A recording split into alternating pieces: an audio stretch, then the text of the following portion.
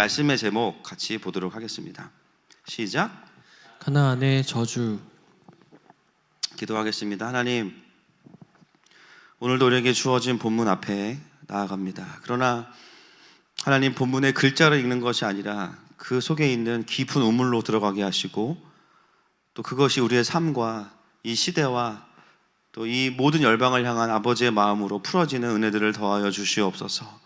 그래서 우리 모두가 하나님의 영광을 보았다라고 말하는 예배, 하나님이 나에게 말씀하셨다라고 느끼는 예배, 듣는 것으로 끝나지 않고 내 삶에 일으켜지는 예배 될 수 있도록 축복하여 주시고, 이 땅에 성령의 새바람을 불어 주시옵소서.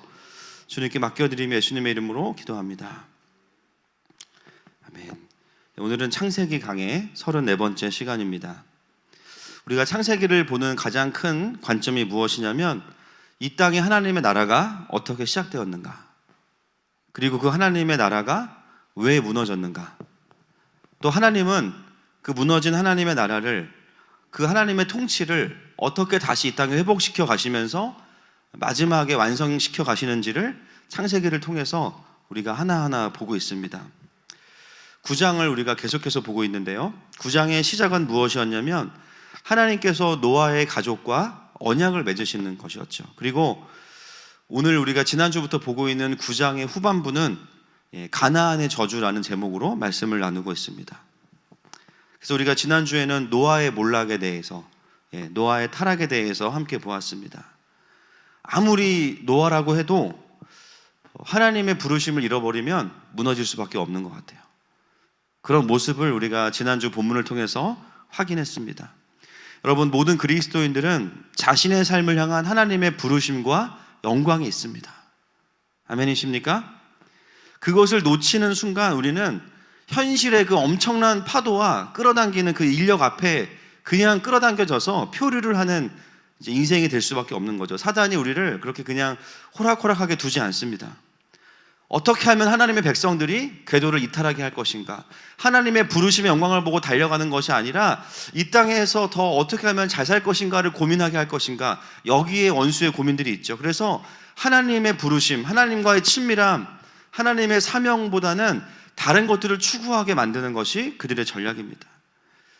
그런 전략 앞에서 노아도 사실은 무력한 모습을 우리에게 보여주고 있었던 것입니다. 오늘은 그 노아의 몰락을 이어서 이제 함의 죄의 본질이 무엇인지, 또 셈과 야벳은 무엇이 달랐는가, 왜 이 오늘 본문은 갑자기 함의 죄가 아들 가나안의 죄로 저주로 끝나는가, 이 부분에 대해서 같이 좀 풀어가겠습니다. 먼저 함의 죄는 무엇인지에 대해서 좀 보기 원하는데요, 오늘 본문 20절부터 22절 말씀 같이 보겠습니다. 시작. 노아가 농사를 시작하여 포도나무를 심었더니 포도주를 마시고 취하여 그 장막 안에서 벌거벗은지라. 가나안의 아버지 함이 그의 아버지의 하체를 보고 밖으로 나가서 그의 두 형제에게 알리매. 자, 여러분, 함이 한 행동을 잘 한번 보시면 좋겠습니다. 함이 어떤 행동을 하냐면, 아버지가 술에 취해서 하체를 드러낸 것을 보고 밖으로 나가서 누구에게 알립니까? 두 형제에게 알립니다. 여러분, 이게 그렇게 큰 죄일까요? 아버지의 그 벗은 몸을 이야기하는 것이 그렇게 큰 죄일까요? 만약에 아버지가 술에 취해서 너무 더워서 옷을 벗으실 수도 있잖아요. 그런 경험 없으십니까? 그러면 그 이야기를 좀 한 게 그렇게 잘못인가? 만약에 옷을 벗은 것을 이야기한 것이 잘못이라고 한다면, 제가 집에서 옷을 갈아입을 때마다 서유리가 와서 보고 은유리한테 말하는 순간 바로 제가 저주해야 됩니다. 저주해야겠죠. 그런데 여러분, 오늘 본문을 좀 원어로 더 정확히 관찰해 보면 굉장히 표현이 강하게 되어 있습니다. 뭐냐면요, 함이 아버지의 수치를 봤다는 게 그냥 문득 본 게 아니고요, 거기 서서 응시했다, 이런 표현이에요. 그래서 어떤 학자들은 이걸 되게 안 좋게 이제 좀 해석하는 분들도 있는데요, 사실 좀 너무 멀리 갖고 그것들을 예의주시하다, 이런 뜻이고요. 그리고 또 하나는 뭐냐면 형들에게 그것을 알렸다라고 표현할 때 이 알리다라는 단어가 폭로하다 합니다. 폭로하다, 약간 폭력적인 분노가 들어가 있는 표현이에요. 이 함의 행동 안에 무엇이 담겨져 있냐면 작정하고 폭로했다라는 내용이 담겨져 있어요. 함의 행동은 우발적인 행동이 아니고요, 작정되고 분노한 행동입니다. 여러분이 함의 분노가 어디로부터 온 것인지를 우리가 묵상할 필요가 있습니다.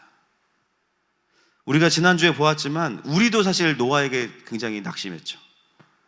의인이었고 하나님이 세우신 귀한 사람이었고 전 인류를 구원한 새로운 아담으로서 등장했던 노아, 그리고 함에게 노아는 존경하는 아버지예요. 권위자예요.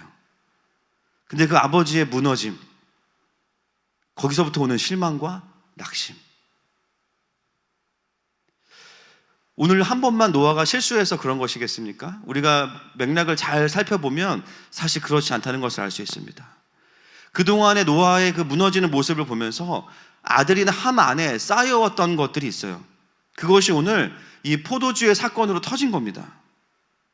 근데 함은 그 실망과 분노를 무엇으로 풀어내냐면요, 아버지의 수치를 드러내고 폭로하는 것으로 풀어내요. 1차적으로 누가 문제냐면 노아가 문제 맞아요. 그래서 우리가 지난주에 가나안의 저주를 보기 전에 노아의 몰락과 타락에 대한 것을 우리가 1시간에 걸쳐서 나누었죠. 노아가 잘했다라는 게 아닙니다. 그런데 오늘 본문은요, 사실 이 9장의 후반부의 포커스와 카메라는 무너진 노아에게 주기보다는요, 사실은 함과 가나안에게 더 초점을 주고 있다는 것이 본문의 맥락이에요. 그래서 사실은 여기에도 우리가 방점을 찍어야 됩니다. 함의 문제는 무엇이었는가? 이것이 오늘 우리가 먼저 풀어야 되는 첫 번째 퀘스천입니다. 표면적으로가 아니라 이 관계들을 생각해보고 노아와 함의 관계들을 생각해볼 때 우리가 직면하게 되는 한 가지는 무엇이냐면, 함의 문제는 그의 인생에 있어서 노아가 우상이었던 거예요.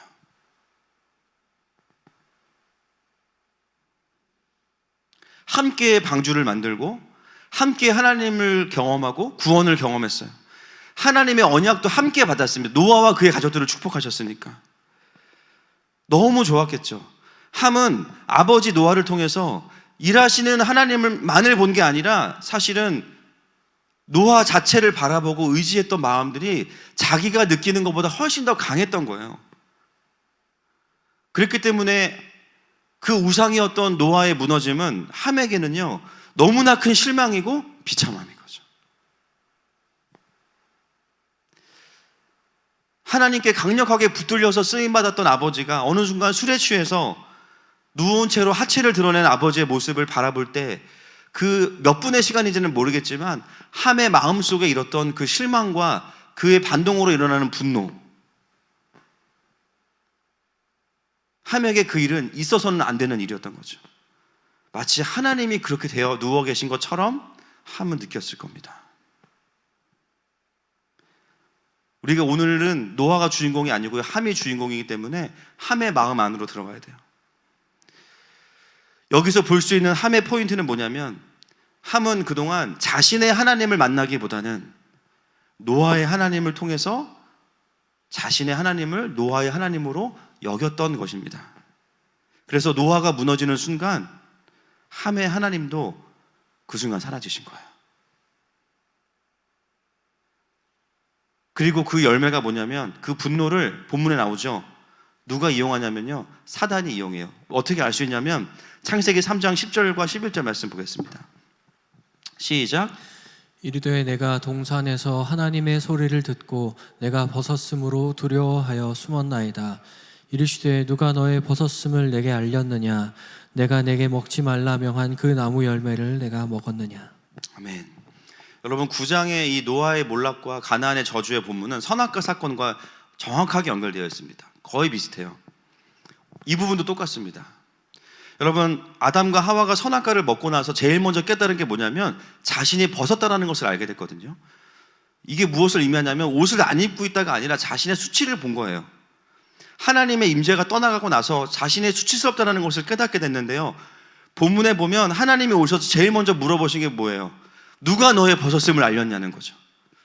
제가 이 부분 설교할 때 말씀드렸죠. 그게 누굽니까? 사단이에요. 원수 마귀가 아담과 하와에게 자각을 시킨 거예요. 너 지금 되게 수치스럽고 너는 벗었어. 벗었음을 알리는 일은 누가 하는 거냐면 사단이 하는 일입니다. 결론적으로 함이 사단은 아니지만 그가 맺혀내고 있는 삶의 모습과 이 분노의 열매는 뭐냐면 정확하게 사단의 그것과 동일한 열매를 맺고 있죠. 여러분, 사단이 하는 일이 무엇입니까? 우리의 죄를요, 하나님 앞으로 가져가게 하는 것이 아니라 사람들과 세상 앞에 수치를 드러내서 조롱받게 하고 정죄받게 해서 죽이는 게 목표예요. 함이 한 행동은 양심적인 기자가 폭로하는 그런 게 아닙니다. 의로움의 열매가 아니에요. 만약에 그의 행동이 의로웠다면 함에 대한 축복으로 끝났겠죠, 본문은. 그러나 성경은 그것을 지지하지 않고 있어요. 그의 행동은 원수들이 하는 열매와 동일하다라는 거예요. 사람의 수치를 드러내서 다른 사람들과 원수들의 공격을 받게 만드는 거. 함이 사단은 아니지만 그가 하고 있는 역할과 열매가 사단의 그것과 동일합니다. 많은 분들이 이 본문을 제가 주석들을 보면 참 화가 납니다. 왜냐면요, 제가 어려운 건 본인들도 어려워. 넘어가 그냥. 그래서 이 책을 왜 샀지? 막 그런 게 너무 많아요. 참. 그리고 특히 오늘 이 본문이 이 성경의 난제 중에 하나거든요. 왜 가나안이 저주받는가? 예, 기상천외한 소설들이 주석에 있습니다. 그래서 제가 보다가 너무 웃겼어요. 어떤 분들은 이 본문을 이제 굉장히 유교적인 효의 관점에서 해석하는 분들도 있습니다. 물론 틀린 건 아닙니다. 쉽게 말하면 함은 전문용어로 애비 애미도 없냐 뭐 이런 거예요. 어떻게 자식이 부모를 그럴 수 있냐, 이런 관점에서 이제 이 본문은 이제 주로 이제 어버이날 본문이죠. 그래서 부모님께 잘하자 뭐 이렇게 적용하고 아자 하고 끝나는데, 뭐 자식된 도리로서 함이 뭐 잘한 건 아닙니다. 제가 봐도 물론 부모님을 공경해야 되지만 오늘 본문이 말하고 싶은 핵심이 그것이냐는 거죠. 만약에 그렇다면 부모를 공경하지 않고 공격하는 순간 그 사람에게는 가나안의 저주가 임해야 돼요. 근데 오늘 본문의 포인트가 정말 거기에 있냐라는 거예요. 자녀들이 부모한테 대들 때마다 자녀들에게 하나님의 진노가 임해야겠죠. 그럼 일단 여기 앉아 계신 분들이 지금도 많지는 않으시지만 TV 앞에 앉아 계실 수가 없습니다. 문제의 본질은 뭐냐면 함은 하나님을 자신의 하나님으로 바라보기보다는 여전히 노아를 통해서 바라보고 있었어요. 그에게 있어서 아버지는 존경의 대상을 넘어서서 우상에 가까운 것이었죠. 그랬을 때 그 우상이 무너지는 순간 그 상실감은 다시 분노로 바뀌고, 분노는 누가 쓰기에 좋은 도구입니까? 원수들이 쓰기에 좋은 도구예요. 그 분노를 바로 잡아서 원수들은 아버지의 수치를 드러내고 폭로하는데 함을 사용해 버립니다. 얼마나 이게 특종감이에요. 여러분, 이거를 우리가 신문이나 어디 포털 사이트에 올린다고 생각해 보세요. 바로 1위로 올라갑니다. 인류를 구원한 하나님의 사람 노아, 알고 보니 알코올 중독자, 만취 상태로 하이 실종. 40개가 넘는 뉴스와 신문에 전부 다 탑에 올라가요. 헤드라인에. 제보자가 누구예요? 심지어 둘째 아들 함이에요. 이거는 조사할 필요가 없어. 아들이 아버지를 얼마나 잘 알겠어요. 그리고 실제로 그 일이 일어났잖아요. 그 밑에 얼마나 많은 댓글이 달리겠습니까? 화나요, 슬퍼요, 화나요, 슬퍼요, 막.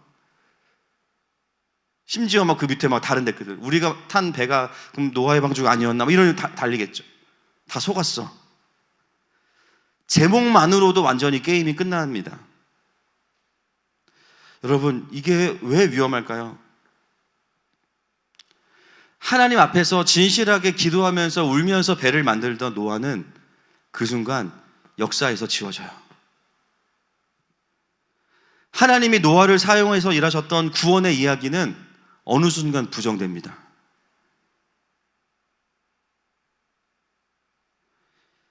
문제는 뭐냐면요, 하나님의 일하심을 부정하게 된다는 거예요.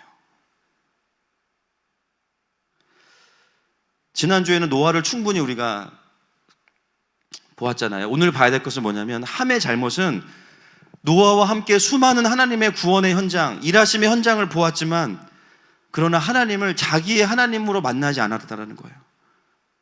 여러분, 그 말을 바꿔 말하면 하나님은 오늘 이 본문 가운데 함에게 무엇을 말씀하기 원하실까요?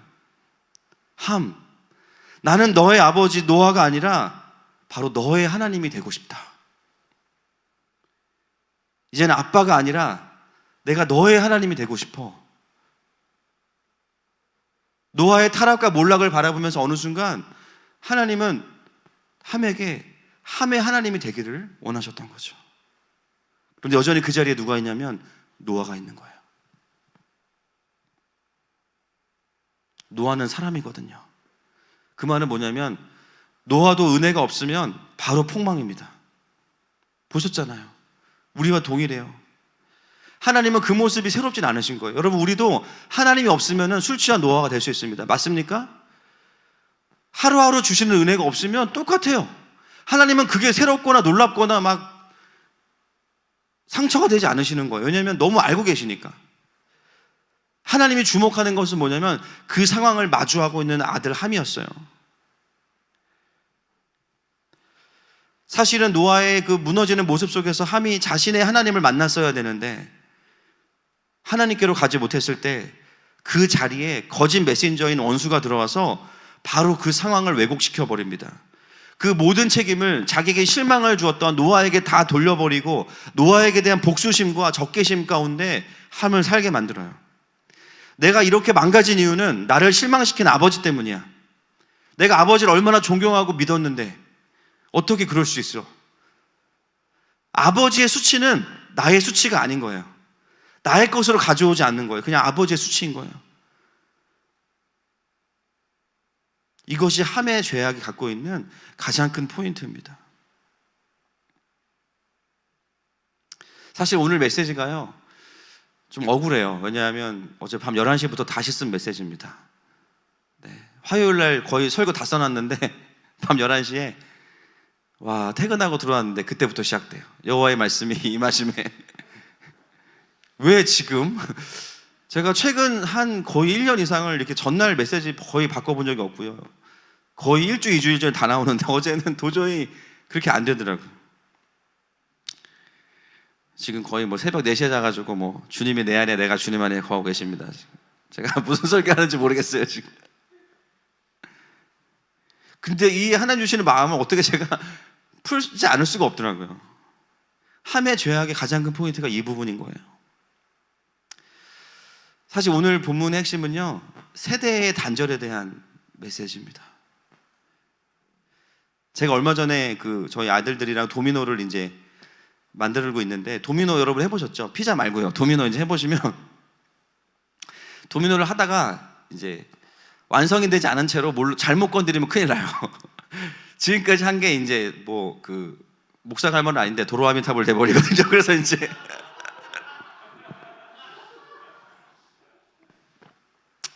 선수들은 중간중간에 비워놓고 하고 그런데 저는 이제 길지 않으니까 쭉 이어서 하다가 저희 둘째가 잘못 건드린 거예요. 근데 그거를 처음 거 건드리는 바람에 그냥 홀라당 다 넘어간 거예요. 와 진짜 화나더라고. 근데 더 화나는 건 뭐냐면 이 녀석이 잘못을 인정을 안 해.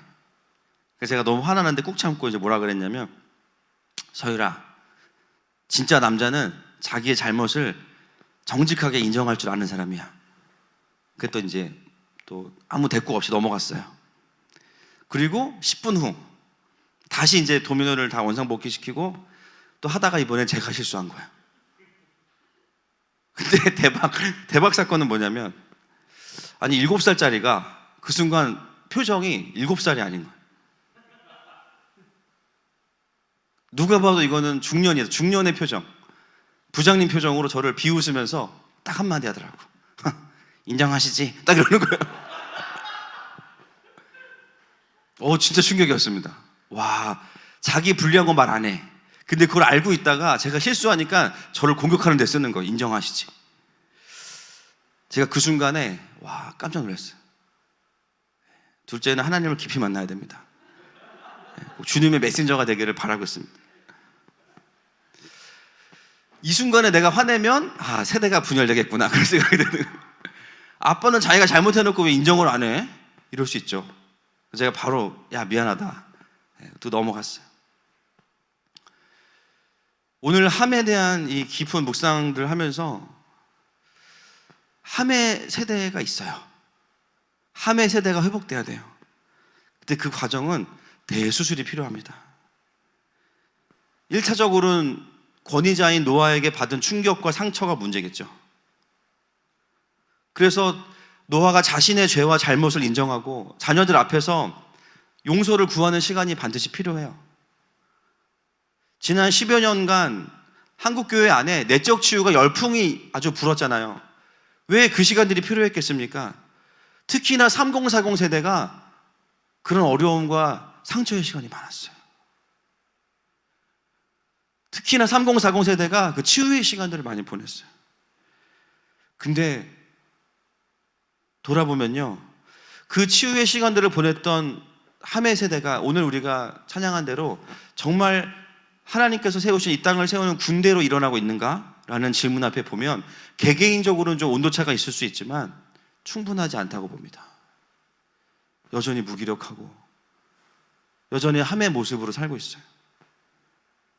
그 말은 뭐냐면 노아가 용서를 구하고 미안하다고 해서 다 해결되는 것이 아니라는 거예요.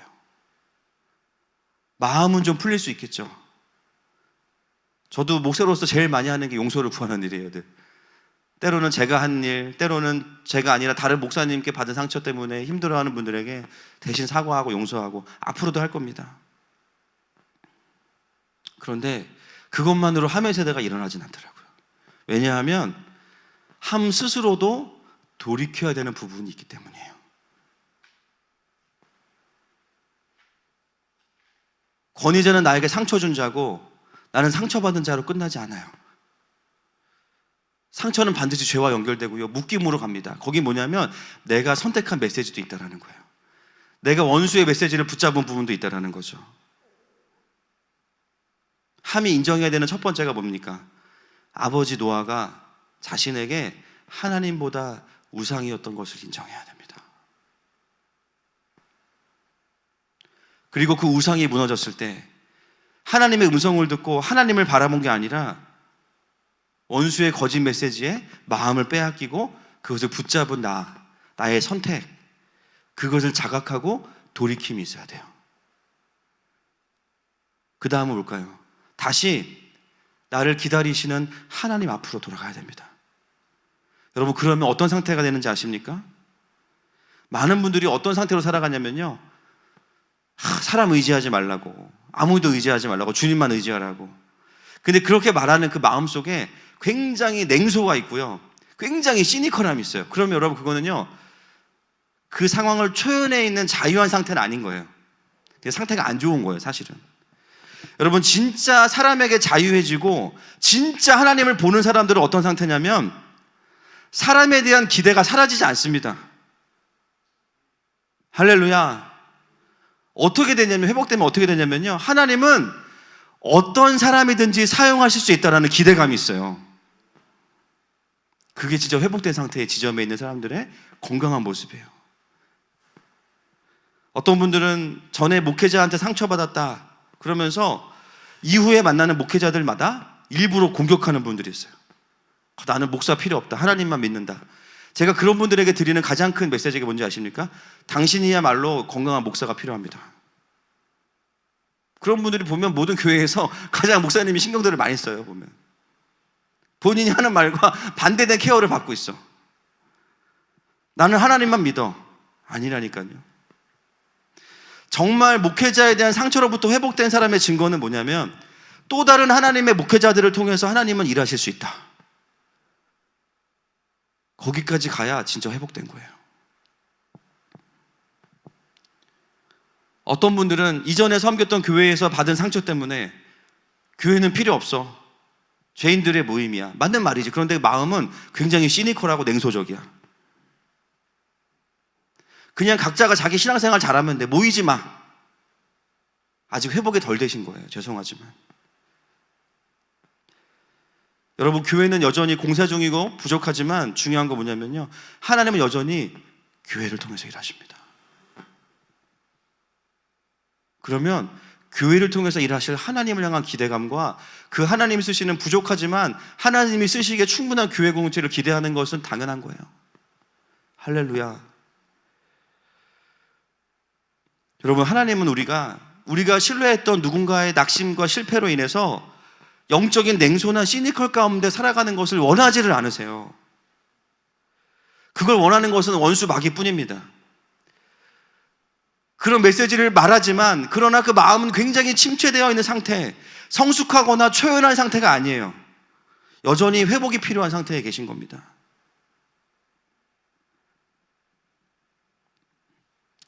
여러분, 지금 이 시대의 교회가 풀어야 되는 제일 큰 숙제가 무엇일까요? 교회 밖의 사람들이 자신들이 느끼는 대로 교회를 향해서 비판할 수 있어요. 본인들의 기준으로. 진짜 큰 문제는 뭔지 아십니까? 교회 안에 함과 같은 마음으로 살아가는 함의 세대들이 무수히 많다는 거죠. 한국 교회가 부흥할 때 마치 쓰임받는 노아를 보는 것처럼 그 영광을 함께 보던 함의 세대가 어느 순간 무너진 노아를 보고 거기에 대해서 하나님 앞에서의 반응이 아니라 함과 같은 반응을 하는 수많은 세대들이 교회 안에 있어요.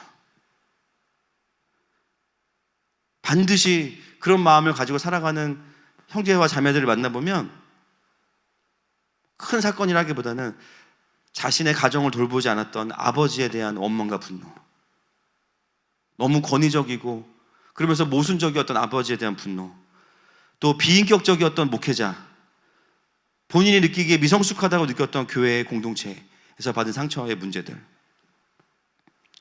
그것을 하나님 앞에서 해결하지 못하고 그냥 살아왔던 세대들, 교회 안에 있지만 잃어버린 세대들, 바로 함의 세대들입니다. 근데 그 세대가 지금은 3040 세대가 된 거예요. 그 말은 뭐냐면 이제는 한국교회의 허리가 됐고요, 리더십이 되는 자리에 서 있는 거예요. 역할은 감당하고 있을지 모르지만 존재는 여전히 함의 모습이죠. 여러분, 오늘 본문 22절 한번 보시겠습니까? 22절 앞에 함을 뭐라고 소개합니까, 여러분? 22절 보세요. 가나안의 아버지 함이라고 합니다. 왜 이렇게 표현하죠? 이제는 함이 본인도 누구의 아비가 됐어요. 근데 여전히 그의 내면은 뭐냐면 분노하는 아들이에요. 아비의 자리가 됐는데 아비가 될 수 없고 여전히 분노하는 아들이 되어 있는 함의 모습.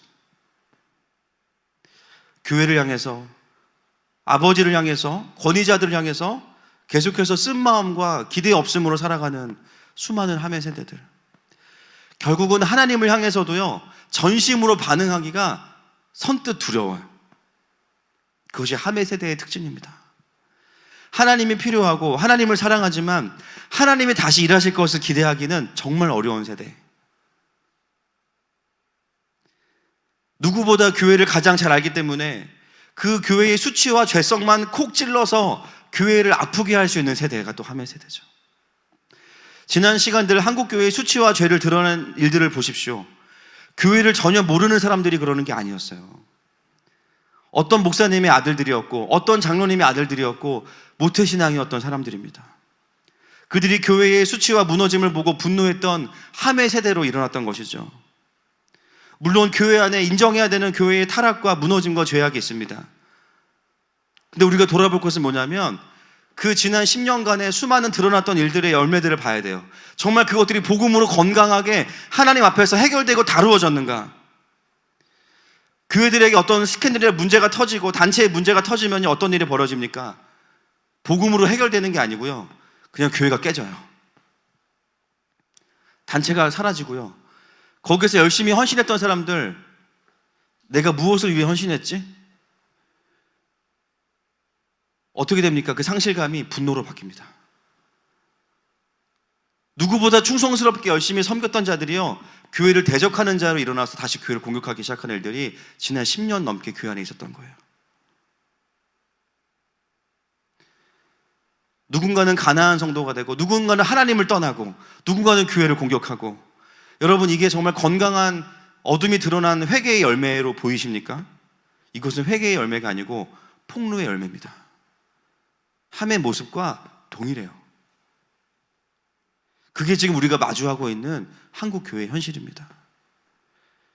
여러분, 지금 교회는요, 코로나도 물론 잘해야 되지만 진짜 코로나 사태마저도 무엇을 확인하게 되냐면 교회 안에 세대가 단절되어 있구나를 보게 만들어요. 지금 교회의 문제는요, 하반신이 마비가 되어 있다는 거죠. 허리 아래로 완전히 신경이 끊어져 있습니다. 이어져 있는 신경이 많지 않아요. 교회가 교회로 역할을 감당할 수가 없어요.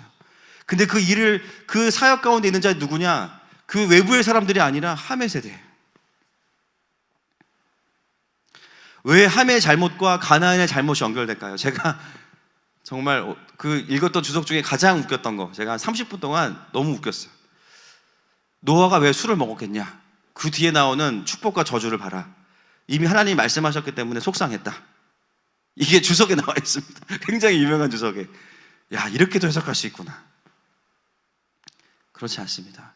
왜 가나안의 저주가 함의 저주와 연결되어 있냐면요, 그런 함의 아들로 태어난 가나안은 더 심해졌다는 얘기죠. 그냥 죄가 없는데 그냥 노아가 홧김에 너 손자까지 저주받을지어다, 이게 아니에요. 가나안도 함과 똑같다라는 거, 오히려 더 심해졌다는 얘기죠.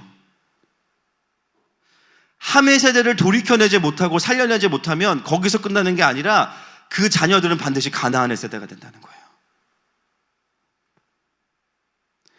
가나안의 세대는 어떤 세대냐면요, 대놓고 이제는 하나님을 대적하는 세대입니다. 어떻게 알 수 있습니까? 가나안 민족들이 그 땅에서 일으키는 죄악들을 보십시오. 대표적인 곳 소돔과 고모라, 대놓고 하나님을 대적해요. 그냥 지금 이미 그런 열매들이 보이고 있죠. 여러분, 이 세대 간의 단절과 마비의 문제를 다룸에 있어서 사실 드러난 노아의 죄악은요, 너무나 명백한 죄악이기 때문에 생각보다 오랜 시간 동안 회개가 되어져 왔고 하나님 앞에 직면이 되어져 왔어요. 근데 왜 상황이 바뀌지 않습니까? 많은 사람들이 이야기합니다. 회개해야 된다고. 뭘 회개해야 됩니까? 눈에 보이는 노아의 수치와 타락은요, 모두가 다 직면하고 있어요. 근데 회개가 충분치 않다는 것은 뭐냐면 숨어있는 이런 부분들이 있다는 거예요.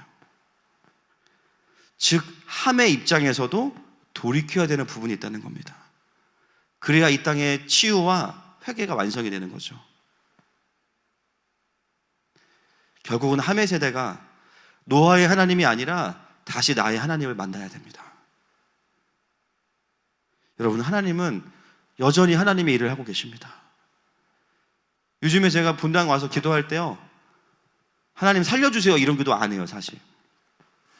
왜냐하면 하나님은 이미 이 땅을 살리고 계시거든요. 하나님은 하나님이십니다. 하나님은 하나님이십니다. 우리가 할 일은 뭐냐면 그냥 그 하나님을 경배하고 그 하나님의 영 앞에 내가 붙들리는 것 외에는 할 수 있는 게 없어요. 그러고 나면 회복이 돼요. 하나님은 여전히 하나님의 일을 하고 계시기 때문에 노아가 뭐 수치를 드러내든 타락하든 사실은 죄송하지만 전혀 상관없습니다. 그래서 하나님의 자녀들은 어디에 있어야 되냐면요, 냉소적이고 분노하고 폭로하는 자리가 아니에요. 여전히 하나님이 하나님의 일하시는 것을 기대하고 그것을 인정하는 자리에 가야 됩니다. 그 하나님을 향한 뜨거움이 회복될 때 함의 세대 가운데 있는 냉소와 분노가 사라질 겁니다. 노아가 와서 용서를 구했다고 회복되는 게 아니라고요. 함도 자신이 깨고 나와야 되는 뭔가가 있다는 거예요. 그게 깨달아질 때 함의 세대의 진정한 회복이 일어날 것입니다. 모든 세대가 하나님을 다시 기대하게 될 것입니다. 그래서 이 땅의 회개는 무너진 노아의 회개만이 아니라 함의 세대가 같이 돌이켜야 되는 거예요. 이 메시지가 지금 이 시대 가운데 풀어지지 않고 있어요. 노아의 죄악은 많이들 회개하고 있지만 함의 세대를 향한 메시지는 아직 풀어지고 있지 않습니다. 여러분, 우리 하나님은 우리가 기대하기에 충분한 하나님이십니다. 우리 하나님은 우리가 기대기에 충분한 분이십니다. 시편 115편 9절 말씀, 이스라엘아 여호와를 의지하라. 그는 너희의 도움이시오 너희의 방패시로다. 이 땅의 어떤 죄악과 수치와 상관없이 하나님은 여전히 우리의 도움이시고 우리의 방패이십니다. 오늘 메시지를 듣는 모든 세대가 노아의 세대이든 함의 세대이든 그 영 안에 있는 이간질하는 사단의 거짓 메시지는 떠나가게 되기를 선포합니다. 특별히 교회 안에 있지만 잃어버린 함의 세대를 살아가고 있는 모든 영혼들에게 회복과 회개가 일어날지어다. 다시 하나님을 향한 전적인 기대감이 회복될지어다. 그것이 본문 안에 흐르고 있는 하나님 아버지의 마음이죠. 여러분, 그 함의 모습과 완전히 대조되는 모습이 어디냐면 23절인 거예요. 같이 읽겠습니다. 시작. 셈과 야벳이 옷을 가져다가 자기들의 어깨에 메고 뒷걸음쳐 들어가서 그들의 아버지의 하체를 덮었으며 그들이 얼굴을 돌이키고 그들의 아버지의 하체를 보지 아니하였더라.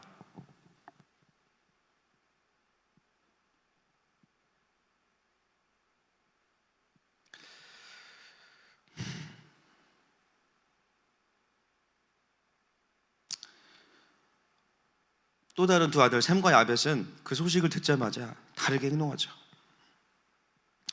옷을 가지고 들어가서 뒷걸음쳐서 들어가서 이미 취해서 누워있는 노아이지만 그 수치스러운 아버지의 하체를 덮어줍니다.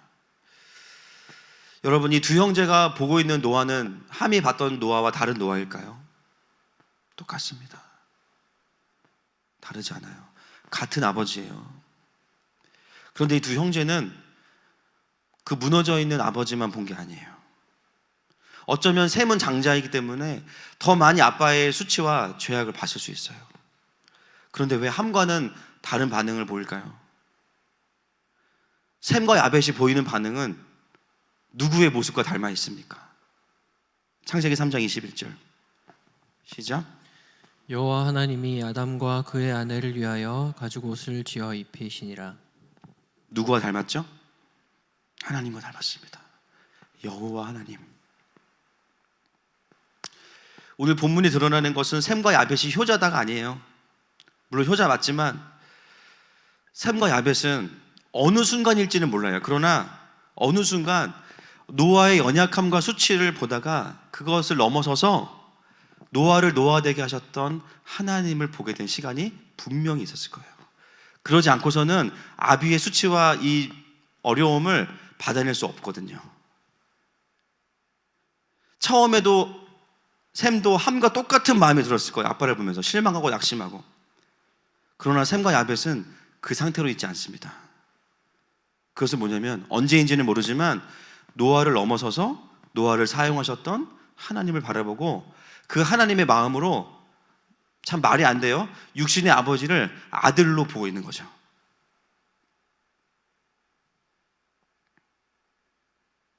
그냥 아빠가 너무 수치스러우니까 어쩔 수 없어서 그러는 게 아니에요. 이 모습 하나하나에 여전히 아빠에 대한 존경과 권위자에 대한 존중이 있어요.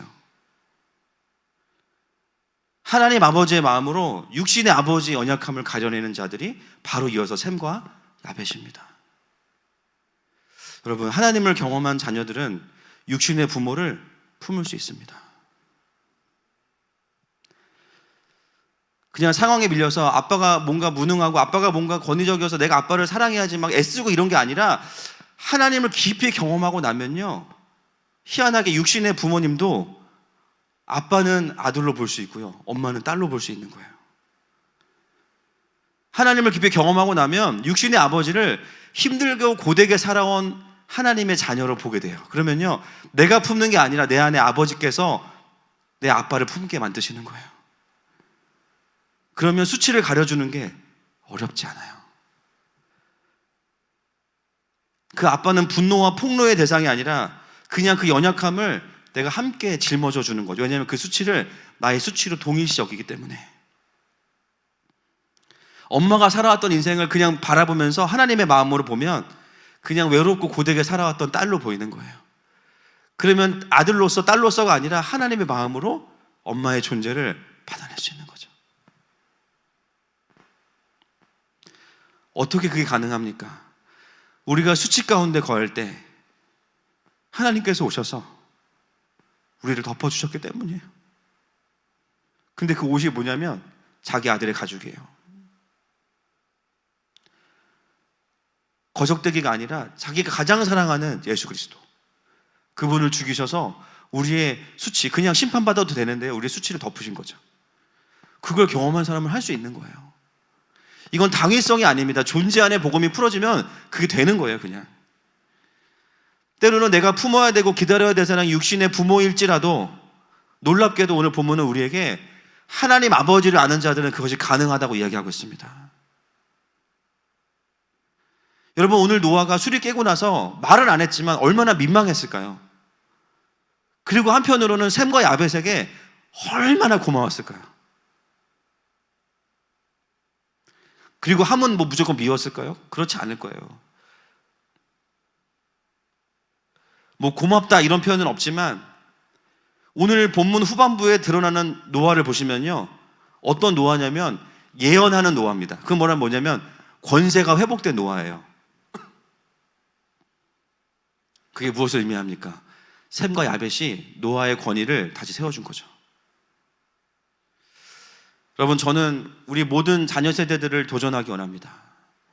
여러분, 하나님을 깊이 만나셔서, 진짜 아버지를 더 깊이 만나셔서 육신의 부모님들마저도 회복시켜드리는 세대가 되십시다. 애쓰는 게 아니라 하나님 아버지를 깊이 알아갈수록 그게 더 쉬워질 겁니다. 그러면 아비의 세대를 일으키는 자녀의 세대가 되는 거예요. 여러분, 노아의 축복을 보시면요, 간단합니다. 누가 누구의 종이 되냐면 가나안이 셈의 종이 되고 가나안이 야벳의 종이 돼요. 제가 설교의 제목을 가나안의 저주로 달았지만 잘 묵상해 보십시오. 이게 저주인지 저주 아니에요. 가나안은 함의 자녀고 함의 그 영적인 어두움을 따라가죠. 잘 보십시오. 분노와 폭로와 정죄와 이런 흐름을 타고 있는 가나안이 리더가 된다고 생각해 보세요. 그 열매가 말씀드렸지만 가나안의 7족속, 가나안 땅에 죄가 가득 차고 관영해지는 그게 열매 아닙니까? 하나님을 대적하는 세대. 이들은 리더가 되면 절대 안 되는 겁니다. 다 망하는 거예요.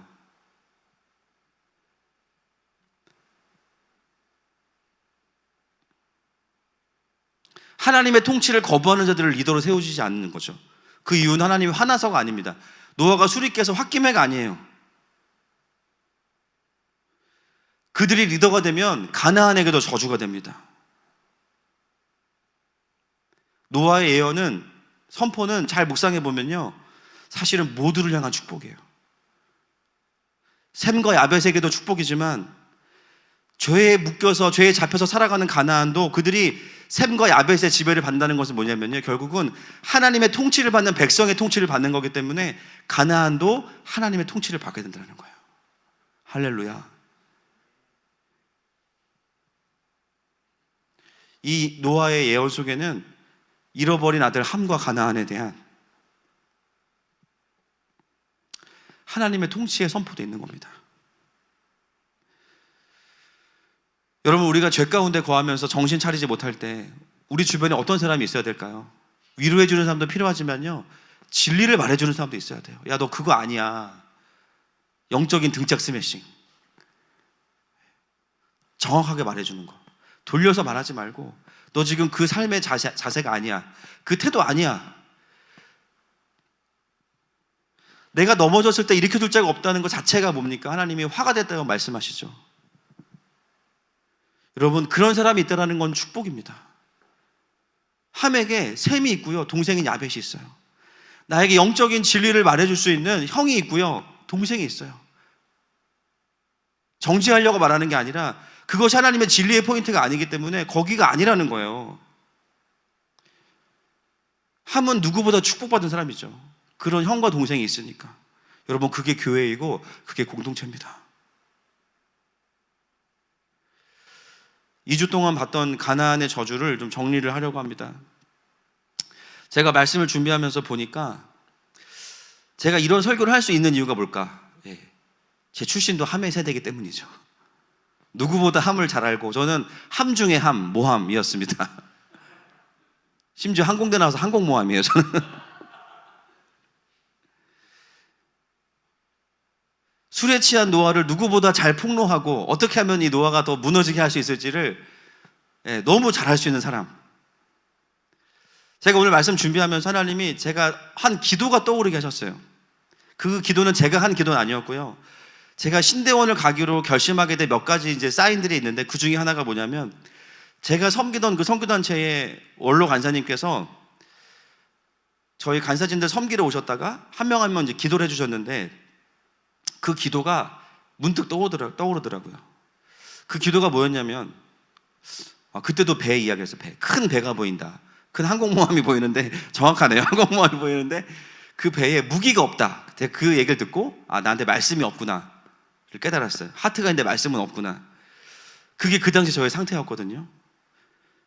그 다음에 해주신 기도가 지금 떠오른 게 뭐였냐면, 저기 차간사는 캠퍼스 간사보다는 모든 세대를 연결하는 사역을 하면 좋겠어. 그런 마음을 주시는 것 같다. 이렇게 얘기해 주셨어요. 저는 그게 무슨 말인지 몰랐어요. 그냥 듣기에 좋아 보여서 그냥 교회인가 보다. 교회는 모든 세대가 다 있으니까. 그리고 신대원을 갔는데, 저는 모든 세대가 모이는 게 또 중요하지만 그 모여있는 모든 세대가 연결되는 건 또 다른 문제라는 것을 요즘에 더 많이 깨닫게 됩니다.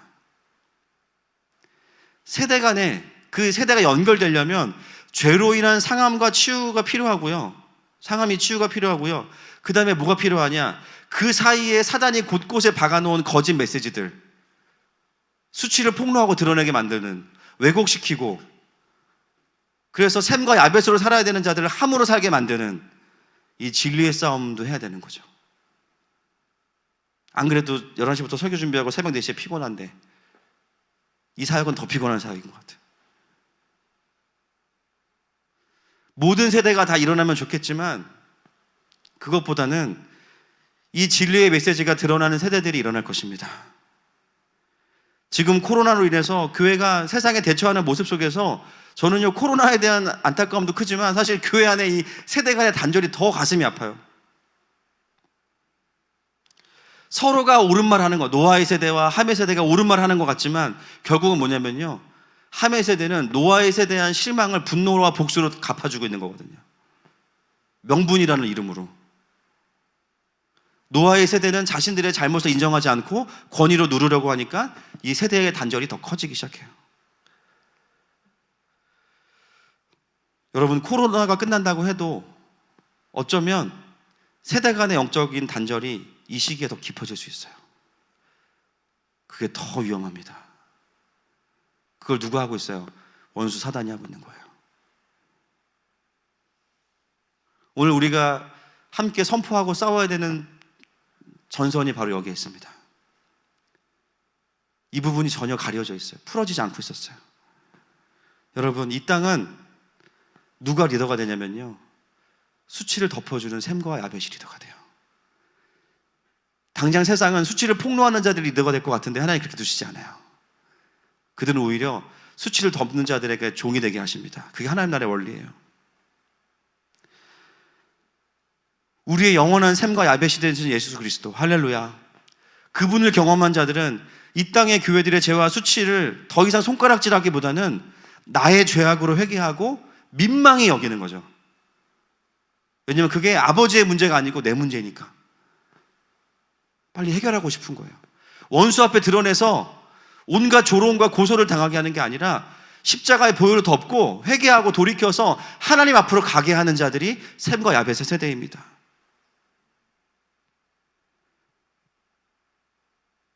그러므로 오늘 말씀을 붙드는 모든 영혼들마다, 모든 세대마다 다른 세대를 향한 용서와 이해와 긍휼함이 회복될지어다. 그리고 모든 세대가요, 이제는 사람을 보는 것이 아니라 노아를 통해서 일하셨던, 초월해서 일하셨던 하나님을 보게 되는 거죠. 모두가 자기의 세대에서 하나님을 향한 온전한 신뢰가 회복되는 것입니다. 여러분, 이 메시지가 선포되는 곳마다 쓴 마음과 차가운 마음으로, 냉랭한 마음으로 타던 함이 샘과 야벳이 될 거예요. 아멘이십니까? 이 메시지를 듣는 모든 사람들마다 다시 샘과 야벳의 자리로 회복되게 될 것입니다. 여러분, 복음 통일은 대한민국 안에서 이 세대 간의 연합을 통해서 일어날 겁니다. 이 부분을 놓치면 복음 통일 어려워요. 지금 우리는 그 시즌을 지나고 있는 것입니다. 이 시간에 우리 말씀 가지고 주님 앞에 좀 함께 나아갔으면 좋겠습니다.